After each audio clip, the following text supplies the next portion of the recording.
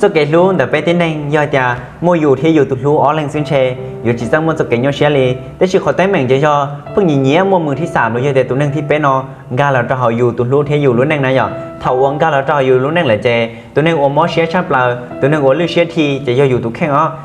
để chỉ khóประเด็นเราgiờ để đó là nuôi thì giờ vì đã chiêu cho tụi năng xe đó thêm một phần sườn ga là cho họ dù tụt lú thì dù luôn năng này giờ khó tay mình là lạc rồi giờ khó tiền khóประเด็นlà lạc chỉ doอยู่ตัวรุ่นเดินเนื้อขี้เชียร์เราตัวนึงเชียร์ก็เสือเนื้อเปิดใจต้อนรับซะนะอย่างไอ้ที่มันปุ่นสิงคลอว่าจากกูให้น้อยอย่างก็หลังจากกู3 โมงเกยเตียนนุ่นนอใจเตียนตัวนึงที่เป็นเดินนี่อยู่เหนียอยู่ตัวรุ่นบริจานี่อยู่เช่าอยู่ตัวรุ่นบริจาเราเสียเตียนนุ่นนออยู่ตัวรุ่นจิตขี้เชียร์นี่จิตต้อนรับใจต่อตัวนึงเชียร์เดินนะเกยเท่ากันใจเตียนอยู่พยายามบริจาเราเท่ากันตัวนึงเชียร์เดินอยู่เธอเราเตียนเราก็ทีมัววิเตียอยู่ตัวรุ่นนี่จิตเปิดใจต้อนรับนะอย่างยันแต่ละhọ uống nước no tụi nên chiến đến ga là cho họ dùng nước nâng tàu từ vì thì dùng tụi luôn đến tại nước bớt chạy là do thì khi chiến lưu chạy tàu tụi nên khi bé này là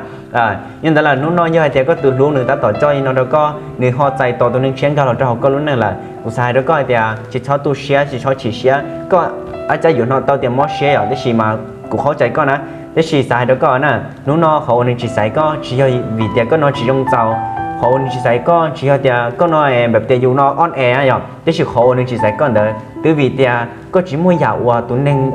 có tụiรู้เด้อต้องการซะนะอย่างแต่ละนู้นนอนนึงไปสายต่อพื้นที่โอนึง3 โมงยังสายต่อตัวนึงโอนึง3รอเนาะโอเคแล้วใจอยู่กูภูมิใจเนาะนึงนะอย่างควรต้องเชียร์นะทั้งหมดตัวเชียร์แกนู้นนออยู่ย้อนต่อตัวนึงโอรู้อยู่ซื้อโอเคชับละเพราะอย่างแต่อยู่ย้อนต่อตัวนึงโอนึงchỉรู้อยู่นึงพร้อมสังเชียร์อยู่ใจแต่chỉ muốnนักchỉขู่สีเนี่ยอย่างแต่ละจอนึงโอต่อรวมมุ่งจนแต่ชินเนาะก็ปูปอจงดอกกูอย่างแต่ปอจงดอกกูส่วนนักคอมเมนต์ต่อเนื่องคอมเมนต์ย้อนต่อหน่อยอย่างเป็นหมายเราแชร์โอเคนะกูรู้ไปสนใจ